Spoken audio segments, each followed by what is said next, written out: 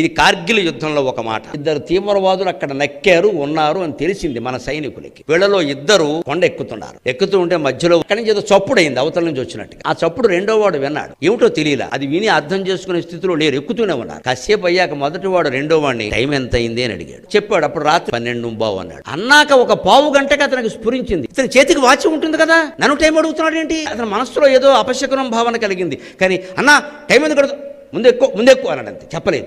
అవతలకి వెళ్ళాక అవతల ఉన్న ముగ్గురు తీవ్రవాదులను మట్టి పెట్టాక విశ్రాంతి తీసుకుందుకు అవకాశం దొరికాక చెప్పాట, ఇందాక టప్మని సౌండ్ వచ్చింది చూసావా, ఒక తుపాకీ గుండు నా చెయ్యిని తాకింది, వాచి ఉన్న చెయ్యి విరిగిపోయింది, ఆ చెయ్యి ఇదిగోని సంచిలోంచి తీసి ఇచ్చాట, సంచిలోంచి తీసి ఇచ్చాట.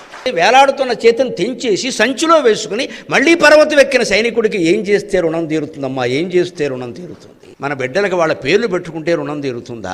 మన బిడ్డలను అలా తయారు చేస్తేనే రుణం